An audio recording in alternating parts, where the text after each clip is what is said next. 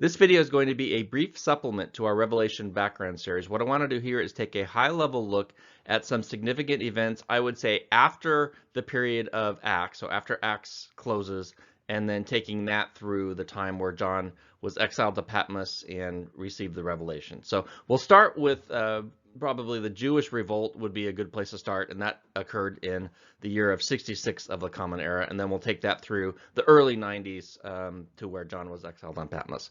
Other than Jesus predicting the destruction of the temple, which is recorded in Luke 21, all of this is drawn from extra-biblical sources. So a lot of it's verifiable from historical documents, but some of it is based on church tradition that was likely passed on orally before it was written down several years later. So really no Acts 17:11 admonition here. There's nothing to check out against Scripture, but we'll just take all this for what it's worth and just kind of take it in.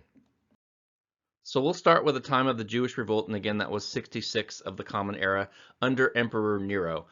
Nero dispatched General Vespasian to quash this little uprising, and Vespasian interacts with a guy by the name of Josephus, who plays a very interesting role in history, and so we'll take a look at that. Then we'll look at really how they dealt with it and then the aftermath. So Vespasian quashes the result, and then Vespasian is elected emperor, named emperor, and then Titus takes his place as general. And in 70 is when we have the destruction of the second Jewish temple, and that fulfills a specific prophecy by Jesus that we'll tie that together. So Vespasian passes, and then Titus is emperor for a short time, and then Titus passes away, and then his brother Domitian becomes the Roman emperor. And Domitian is where we have this widespread persecution of both Jews and Gentile believers in Messiah, and how that really sets the stage for Revelation. Domitian is recorded as interacting directly with John the Apostle and exiling him to Patmos. So we'll take a look at that, and then we'll sort of tie it all together. So what does all this mean as we begin our study of Revelation?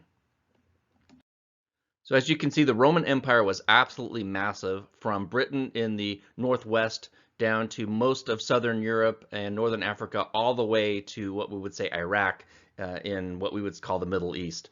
Most of what we'll be talking about has to do with Jerusalem, which you can see on the lower left side of your screen, and then really the ancient Near East and those lands all the way up to what is listed on the map as Asia, and we would say that's modern Turkey. So keep in mind, when the New Testament says Asia, it doesn't mean what we tend to think of as the Far East. It really means Turkey. The years following the resurrection and ascension of Jesus were a truly tumultuous time for the land. Pontius Pilate was, we know, the Roman governor who, ordered Jesus' crucifixion. But those that followed Pilate just seemed to go from bad to worse. And with this came just increased frustration among the people, talk of rebellion, and hopes for the promised messianic deliverer. And remember that in many Jews' minds, the Messiah would be one who delivered the people from captivity and establish a new political kingdom, just like Moses did during the Exodus. So since Jesus didn't do that, in most people's minds, he couldn't be the promised deliverer. So we see some of this tension in the end of the Gospels, where we just see the people's expectations just don't match with who Jesus was when he came his first time. But again, that's who they were looking for, and Jesus wasn't that person, so they rejected Jesus as their deliverer. So this led to many false messiahs and many false prophets in the land, and saying, they would get a following going, and it would usually come to nothing. One of these is recorded in Acts 13, and it describes them coming upon a certain magician, a Jewish false prophet named Bar Jesus, and that just means son of Joshua. And this was in Paphos near Salamis, which you can see on the map there in Cyprus. So that's where this Bar Jesus was practicing. So all of this really led to what has become known as the first Jewish revolt in the year 66 of the Common Era. So in the year 66, during the time of Emperor Nero, who is famous for his own persecutions, there was open rebellion. Nero dispatched a general by the name of Vespasian with several Roman legions to quash this rebellion. They wanted no part of it. A bust of Nero you can see on the left, and then a bust of Vespasian is on the right. Now Nero, if for his own right, is infamous for his persecution of Christians in the city of Rome. You may have heard the phrase "Rome is burning." Well, that comes from a legend that's somewhat dubious, that a deranged Nero set fire to the city in 64 and tried to blame that on the Christians, and he ended up burning down 2/3 of the city. He ultimately committed suicide, or maybe he was suicided by his enemies in the year 68. If we back up a year, there's one battle in 67 in the north of Israel that where Vespasian captured a Jewish general named Yosef ben Mattiyahu, and that person later became known as Flavius Josephus. And so we'll explain the Roman name in a minute.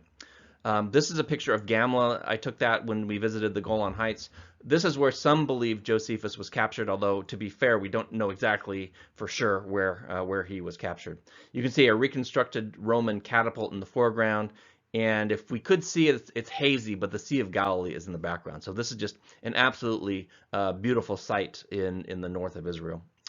As Josephus was about to be executed, he was presented to Vespasian, general to general, and he supposedly said something along the lines of, "General Vespasian, you've got it all wrong. You know, I'm not really a general. I'm actually a prophet. And my prophecy is that one day you, Vespasian, are going to be the emperor." So although he was suspicious, most Roman leaders were extraordinarily superstitious. So that got his attention. And then naturally, what this man said was pleasing to Vespasian's ears. Therefore, Josephus was not executed, but he was allowed to live as a slave, and basically as a personal, historian to Vespasian up until that point. He authored two large volumes of Jewish history that it really is our only source for much of this material. And because he was viewed as a turncoat to Romans, we have to take really what Josephus says with a big grain of salt. In 69, so fast forward a couple of years, while dealing with the Jewish rebellion, Vespasian was recalled to Rome, where he was indeed named Roman emperor. So this, Josephus' stock was on the rise at this point. The other thing Josephus told Vespasian was that amidst all of this Jewish messianic enthusiasm, remember during the previous slide we mentioned that they were looking for their political Messiah, Josephus told Vespasian supposedly that it was Vespasian who fulfilled the Jewish prophecies about the coming Messiah and not some Jewish person from the house of David. So after Vespasian actually became emperor, they now took Josephus' prophecies very seriously. So Josephus was still very much in the picture for the remainder of the first century, and he was still around when Domitian, who was Vespasian's son, took over the Roman Empire. So for all of this, Josephus is viewed as a traitor to the Jews for his actions. The legend is that at Gamla, or wherever this capture occurred, the group of generals who was on the Jewish side, they all entered into a suicide pact rather than be captured. And, of course, it's a bit suspicious that Josephus conveniently drew the proverbial last straw, and he was tasked with killing the last man, and then he was supposed to kill himself. He obviously took a different way out when he presented himself to Vespasian. So in the year 69, with Vespasian now the emperor and Josephus by his side, Vespasian's son Titus, who was promoted to general of the Roman army in this area, was ultimately successful in putting down the rebellion. Note this is not the Titus of the New Testament, but Titus Vespasian, and you can see his bust on the right. So in the year 70, a very pivotal year, Titus besieged and sacked Jerusalem and then destroyed the temple stone by stone, just as Jesus had predicted, and we'll look at that on a future slide. And then in 72, he really finished off the rebellion. He rooted out the last Jewish holdouts at a place called Masada. And Masada is a great story where there was another suicide pact that Josephus records, and that's for a different day, but it's a great story. Those Jews who were not slaughtered were forced into exile throughout the Roman Empire, and the Jews would not have a homeland to call their own until 1948. So really from 72 all the way to 1948, the Jewish people have been living in exile. So as we mentioned, Jesus' words about the destruction of the temple and the city of Jerusalem, they were fulfilled in the year 70 to the very last detail. And indeed, not one stone was left upon another. So let's read Luke 19, starting at verse 41. As he drew near and saw Jerusalem, he wept over her, saying, "If you had only recognized this day the things that led to shalom, or your peace, but now they are hidden from your eyes. For the days will come upon you when your enemies will surround you with barricades and hem you in on all sides." And that is true. The Roman army surrounded and besieged Jerusalem. "And they will smash you to the ground, and you and your children with you. And they won't leave within you one stone upon another, because you did not recognize the time of your visitation." So a visit to the Temple Mount area today reveals these massive stones that you can see in the picture here. Based on the indentations from the surrounding pavement, it's easy to conclude that they fell from the top of the Temple Mount area, above. And note the person that's on the stairs in the left corner of the picture for just a sense of how huge these stones are. It's just massive. Archaeologists date these stones to the 1st century, and it ties very much to the destruction of Jerusalem by the Roman army. So the Second Temple destruction is a critical moment in Jewish history. They tie a lot of things back to the year 70, where their temple was destroyed. And this parallels in a lot of ways the destruction of the First Temple, which was in the year 586 BCE, before the Common Era, by the Babylonians. And so that was the first time that the temple was destroyed, and then the Romans destroyed it the next time. So in one of those quirks of history, both destructions happened on the same day on the Jewish calendar, and that's the 9th day of the Jewish month of Av. Since then, a number of calamities have also happened on that day, and that makes the 9th of Av a day of mourning and fasting to this day for the Jewish people. So the destruction of the temple, again, for the second time in history, was a severe blow to the hopes and aspirations of the Jews. So the questions would be similar to what we would ask. How could an all-powerful, all-loving God let this happen? We're supposed to be the chosen people, and yet we've been decimated, exiled, and seen God's house overrun by a pagan empire. What are we going to do now? And so the first time it happened was 586 by the Babylonians, and then history repeats itself in 70 under the Romans. After the fall of Jerusalem, Vespasian did 2 things to teach a lesson to this rebellious people. So you can imagine they're not happy. They've shed a lot of blood because of this upstart rebellion, and they're going to make them pay now. So the first thing Vespasian did was impose a fiscus Judaicus tax, and that is a tax that applied only to Jews.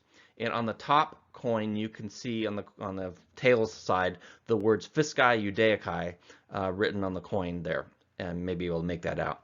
And then as an insult, an image of Caesar was put on the head side of the coin. This particular coin on the top left is from the time of Nerva, who was the emperor after Domitian, but it started under Vespasian.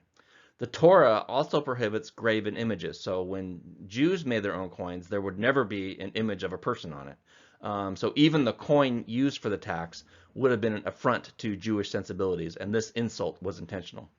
As further insult, the proceeds of the tax went to the upkeep of the pagan temple of Jupiter, which stood where the Jewish temple once did. So they obliterated the Jewish temple and then erected a statue and temple to Zeus, and then made the Jews pay for its upkeep and tithing and all that kind of thing. And really, in ancient cultures, putting your holy site over someone else's holy site would have been the ultimate, and we could say smack talk. It communicates that your God is vanquished, our God is stronger. In the year 71, Vespasian also minted a Judea Capta coin, and you can see that on the lower left. And that features the vanquished daughter of Jerusalem weeping next to a conquered Roman, and then an image of Vespasian himself on the head side of the coin. So now that they had a incentive to do so, some Jews renounced their faith in order to avoid the tax. And maybe that was renounced in name only, or maybe because of everything that's happened, they just walked away. They said, this faith isn't working for me. Similar to what people do today whenever they're faced with tragedy and just things just don't make sense.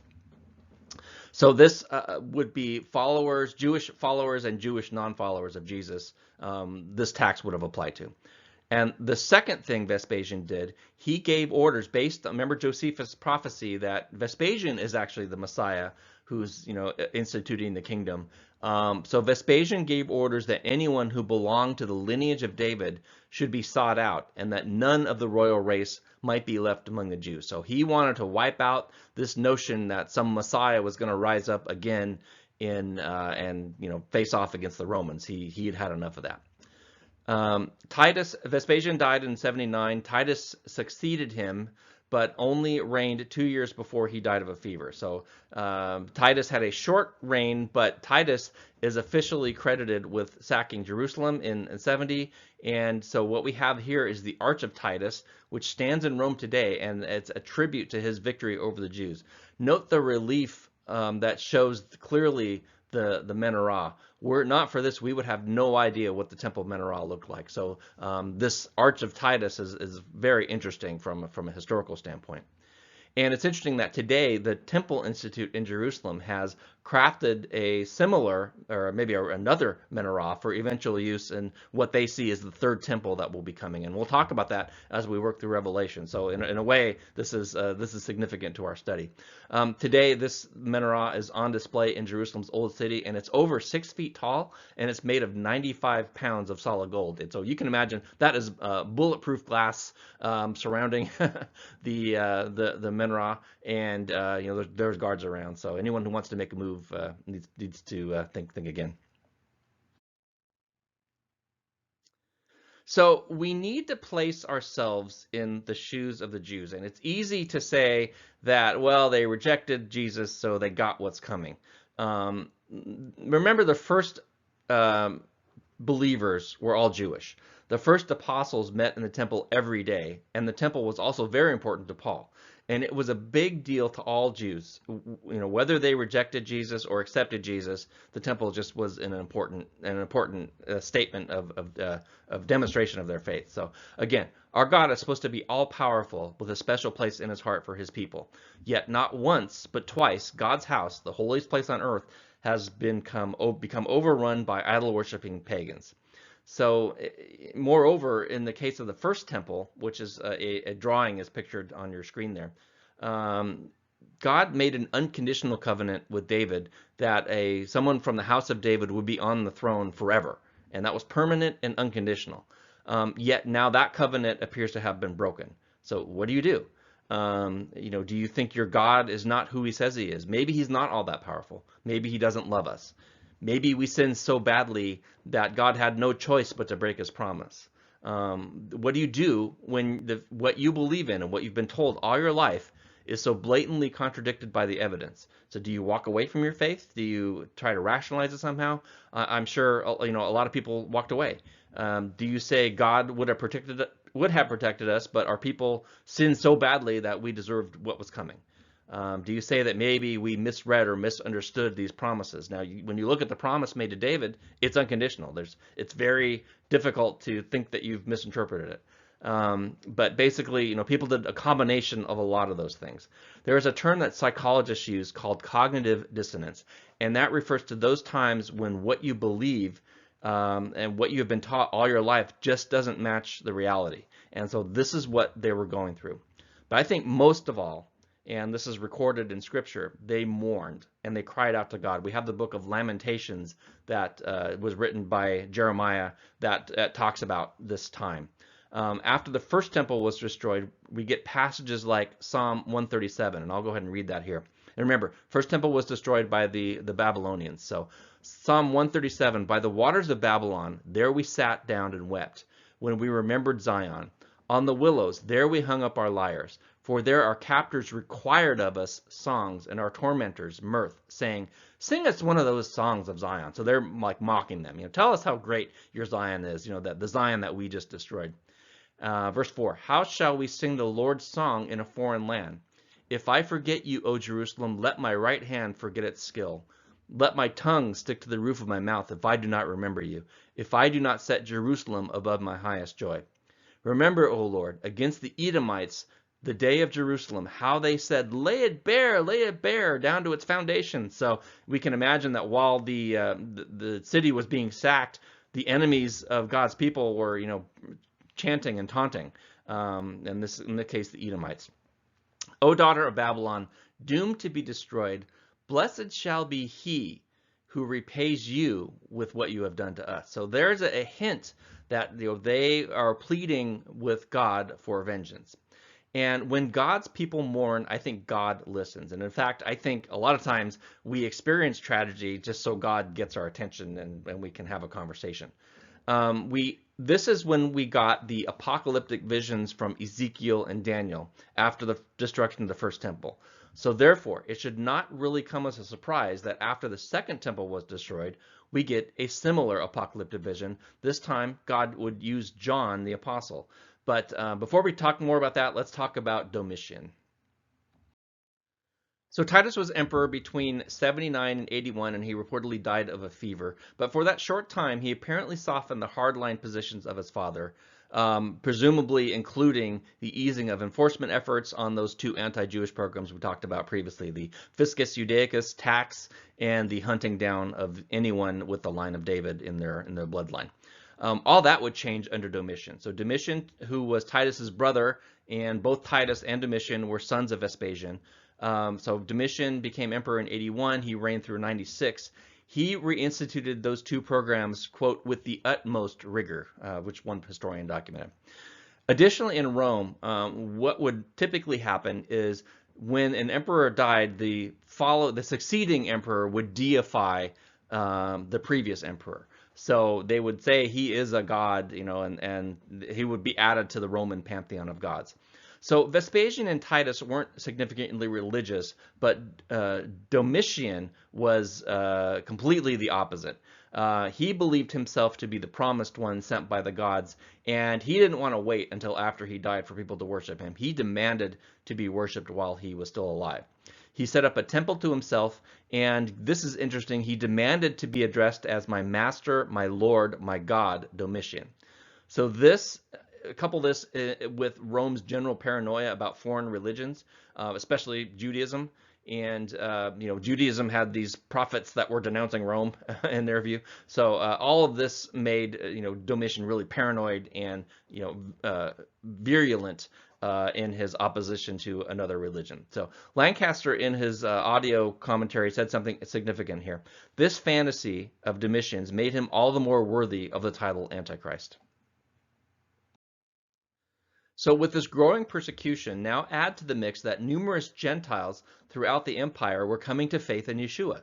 So Paul, who's pictured on the screen in a sort of a Jewish rendition, they decided that the Gentiles should not be required to convert to Judaism as a condition of being accepted into the assembly. So that was recorded in Acts 15. Well, the unintended consequence meant that these converts were not legally Jewish, and thus they didn't have to pay this Fiscus Judaicus tax. And so in the eyes of Domitian, we might say they had exploited what we would call a tax loophole. They could worship the Jewish Messiah in a Jewish congregation, but still not have to pay the Jewish tax. Now, this is disputed among historians. Some people say, well, if they were in a Jewish congregation, then they paid the tax. But Lancaster believes that they were exploiting this loophole. So Domitian, when he reinstituted these programs, he was expecting to find Jewish tax evaders and deal with them accordingly. But he was not expecting to find the large amounts of non-Jews throughout the empire who had forsaken the Roman gods to, quote, drift into Jewish ways, unquote. So these conversions in combination with this tax loophole problem, they sent him into a rage. Domitian was sent into, just furious that all this could be going on, especially because we have it recorded that people within his own household were even a part of this strange new religion following this Jewish Messiah. So although Judaism was legal in the sense it was a recognized religion of the empire, it was only legal for Jews to practice it. So, we got something coming to a head here. We got a big problem. Domitian initially turned his wrath on Jews.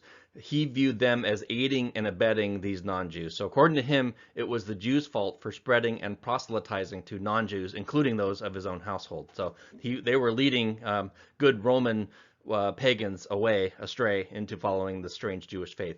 So he started by banishing all Jews from the city of Rome and then expanded persecutions from there. So some of the non-followers of Messiah, those Jews naturally protested, saying, you got the wrong group. You can't blame all of us for the actions of a few. So it's not all Jews, it's this strange sect called the Nazarenes. Blame them, go after them. So this, Domitian basically, that I guess resonated with him. And so he next initiated a system to weed out what he called secret Jews. So being a Christian was now punishable by death, being a Gentile Christian. So non-believing Jews were now required to become informants on their Messianic brethren. And so that's something we've seen repeated throughout history, where the government makes people rat out their fellow citizens. And it's just nothing can tear a society apart like something like that. So Keener notes that we have records that synagogues in Asia or modern Turkey actually expelled Jewish Christians from their fellowship. So we have proof that this actually happened. They accused Gentiles in Messianic fellowships of saying they were Jews but were not, and that is a phrase we will get to in the early chapters of Revelation. So think about that and the context of casting out and informing on your brethren. And it's actually, the term is accuser of the brethren, and that we'll have more to say about that in a future slide. Now, from a religious standpoint, these Jews who were ratting out their comrades were violating the Torah's requirement to love your neighbor as yourself, and that comes from Leviticus 19:18. Even the narrowest interpretation of neighbor, and they definitely debated over who is my neighbor, which Jesus talks about in the story of the Good Samaritan. Even the narrowest definition would have included Gentiles who attached themselves as God-fearers and wanted to worship the God of the Jews in synagogue alongside with traditional Jews. So very much so, the Nazis were not the first to do this. In fact, the Spanish Inquisition was led by the church. Also required people to inform on each other, and you had this, people who skipped a meal without eating pork. They were then turned in because they were following Jewish ways. Domitian actually had the same problem, Torquemada of the Spanish Inquisition, and then Hitler did. Who exactly was a Jew? How do you define it? Domitian's answer was anyone who lived like a Jew, which obviously include Gentile followers of Yeshua who were worshiping and following Jesus in synagogues of that day. So this was the first large-scale persecution of Christian believers in history. The captives had one opportunity to dispel the charges. They had to reject their Jewish ways, then bow and worship an image of the emperor, and acknowledge that Domitian was, quote, Lord of all. Roman citizens who refused were mercifully beheaded. You couldn't crucify a Roman citizen, but non-Roman citizens suffered a far worse fate, up to and including crucifixion.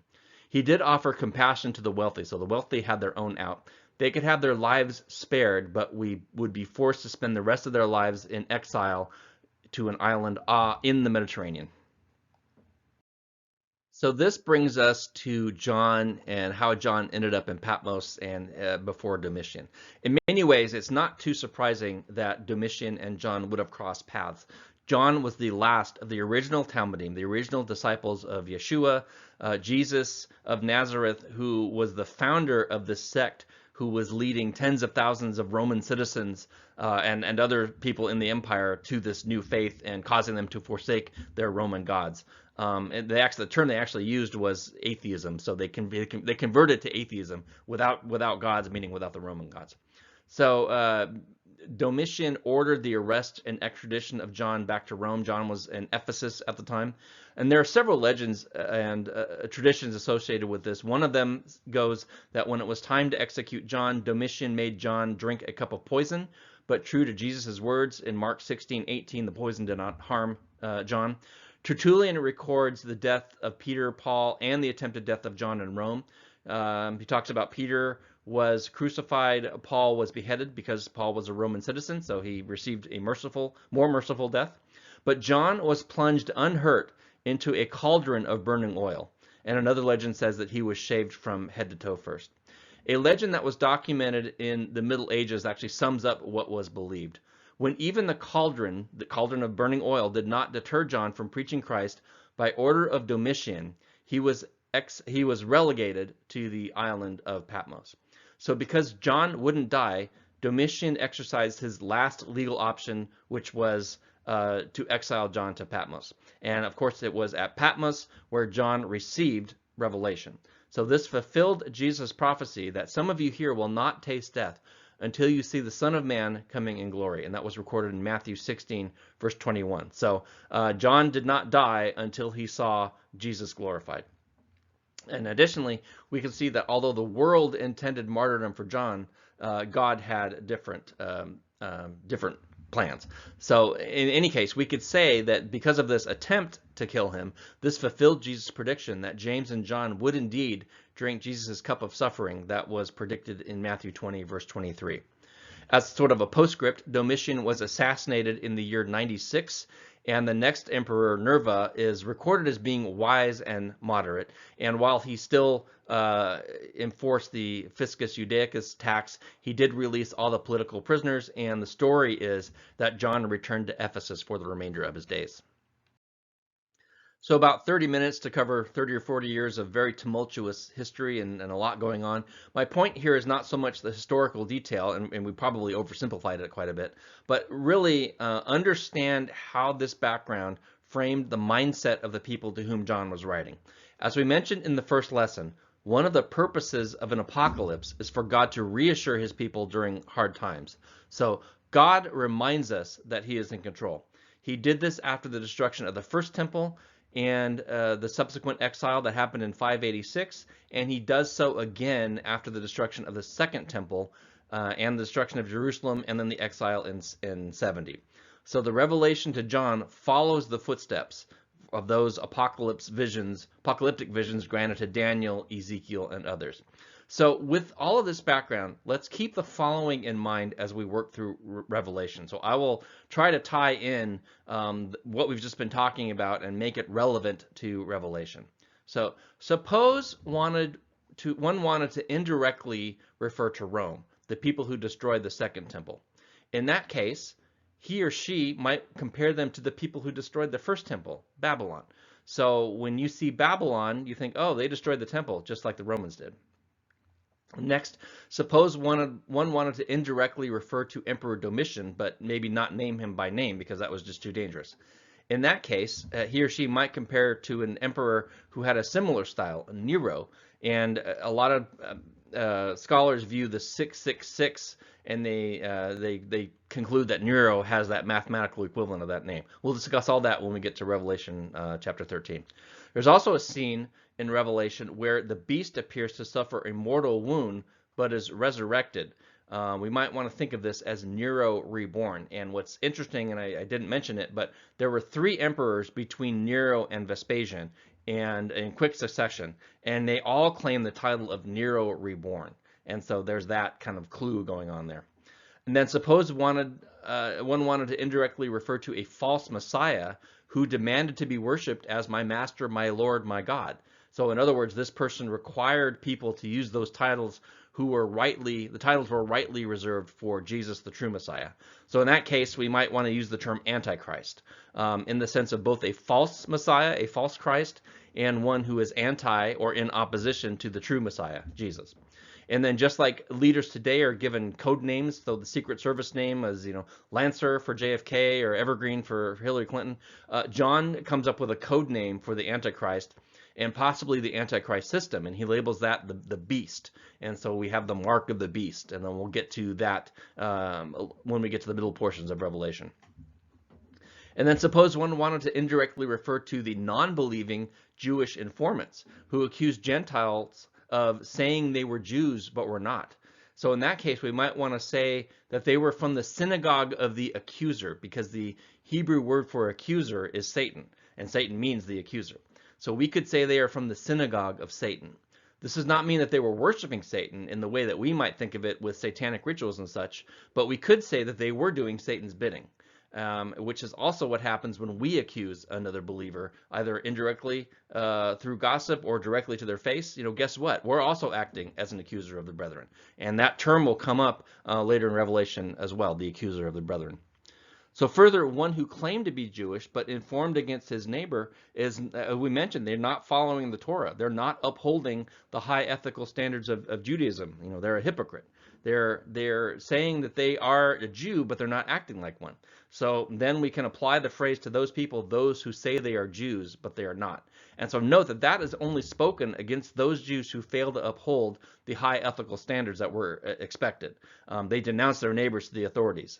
So using the term, say they're Jews, they're not, is not an indictment of all Jews, because Jesus was a Jew, John was a Jew, Many of their congregation were Jewish. So they would obviously not label themselves as one who said they were Jews but were not. So it's a very narrow group of people here. If one were going to praise believers who stood up to the authorities, we might say that they held fast to his name. When John was arrested and taken to Rome, he actually had little hope for survival at that point. He assumed he would be killed. So to the Jewish mind, we could say John was dead, in quotes, figuratively, as soon as the order for extradition came. And then we can look at Hebrews 11:19 for an example of that. In Abraham's mind, Isaac was dead as soon as God gave the command to sacrifice. So when John writes later of two witnesses who were martyred for their testimony, but whom God raised from the dead, his audience could have thought, oh, you mean just like he raised John from the dead? So there's all these parallels there. You get the idea. So we could go on and on with this. So much of Revelation is unlocked when we can understand the historical context. And so this was just a brief introduction, and we'll open more doors as we progress through the study. So we will see you back for Revelation chapter 1.